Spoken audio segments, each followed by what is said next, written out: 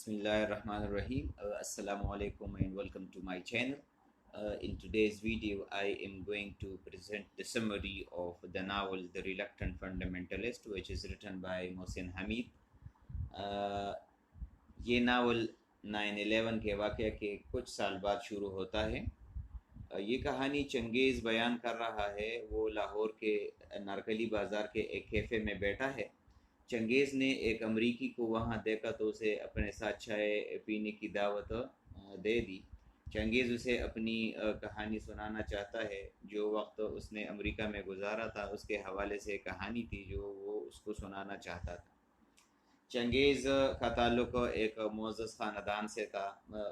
وہ ایک ذہین اور محنتی طالب علم تھا اور اپنی محنت اور قابلیت سے اس نے پرنسٹن کالج میں داخلہ لیا تھا۔ اس نے بہت اچھے نمبروں سے گریجویشن کا امتحان بھی پاس کیا۔ 2001 میں اس نے پرنسٹن سے اپنی تعلیم مکمل کر لی اور نیو یارک سٹی میں وہ رہتا تھا۔ اس کی ذہانت کی وجہ سے اسے ایک بہت ہی مشہور فرم انڈروڈ سیمسن میں نوکری مل گئی۔ چنگیز ان خوش قسمت لوگوں میں شامل تھا جو 2011 میں منتخب ہوئے تھے۔ ان کامیابیوں نے چنگیز کو بہت اعتماد دیا اور اس کے اندر اپنے بہترین مستقبل کے بارے میں اور بھی زیادہ امیدیں پیدا کر دی۔ اس کمپنی کی تربیتی کیمپ کے دوران چنگیز خان کی ملاقات جو ہے وہ ایریکا سے ہو جاتی ہے۔ چند ملاقاتوں میں چنگیز ایریکا کو پسند کرنے لگتا ہے اور اسے ایریکا سے محبت ہو جاتی ہے۔ ایریکا کو اپنے بچپن کے دوست کرس سے محبت تھی، لیکن کینسر کے باعث کرس کی موت ہو جاتی ہے اور ایریکا اسے کبھی نہیں بھول پاتی۔ وہ ہمیشہ اس کی یادوں میں گم رہتی تھی۔ چنگیز نے اسے بہت محبت اور توجہ دی۔ ایریکا کی ماں چنگیز کی بہت زیادہ مشہور تھی کیونکہ وہ اکثر کہتی تھی کہ ان کی بیٹی کو ایک دوست کی ضرورت تھی جو کہ چنگیز نے پوری کر لی۔ ایریکا شوقیہ ناول لکھتی تھی اور چنگیز خان جو ہے چنگیز اسے ہمیشہ سراہتا تھا۔ پھر ایک ہولناک واقعہ پیش آیا جس نے چنگیز کی زندگی میں بھی انقلاب برپا کر دیا اور پوری دنیا کی تاریخ میں ایک انقلاب برپا کر دیا۔ تاریخ میں اس واقعے کو 9/11 کا نام دیا جاتا ہے۔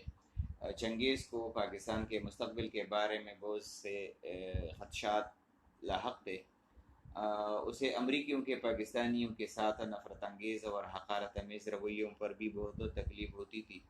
اس نے اپنی کمپنی کی ترقی کے لیے بہت زیادہ محنت کی تھی، لیکن اس کی کمپنی والوں نے ان کو اس کی سزا دے دی۔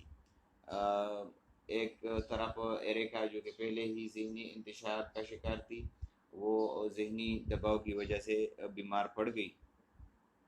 چنگیز نے داڑھی رکھی ہوئی تھی تو اس داڑھی رکھنے اور کام میں کوتاہی کی وجہ سے کمپنی نے اس کی بہت زیادہ اس کو سزا دی۔ ان باتوں نے چنگیز کو وہاں پر نوکری چھوڑنے پر مجبور کر دیا اور وہ نوکری چھوڑ جاتا ہے۔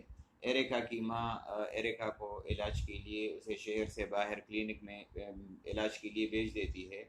نوکری چھوڑنے کے بعد پاکستان واپس آنے سے پہلے چنگیز ایریکا سے ملنے کے لیے کلینک پر جاتا ہے تو اسے پتہ چلتا ہے کہ ایریکا کلینک میں نہیں ہے اور کہیں چلی گئی ہے اور ممکن ہے کہ اس نے خودکشی بھی کر لی تھی۔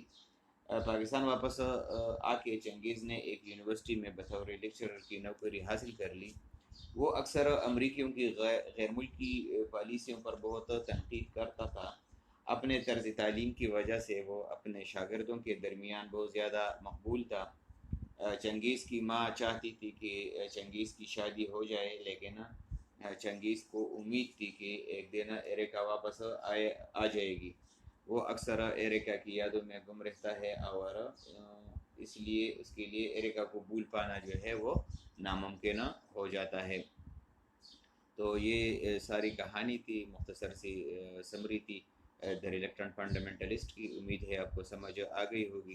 اگر آپ نے اس چینل کو ابھی تک سبسکرائب نہیں کیا ہے تو کائنڈلی اس چینل کو سبسکرائب کریں تاکہ آپ کو میری نئی ویڈیوز کی نوٹیفیکیشن آتی رہے۔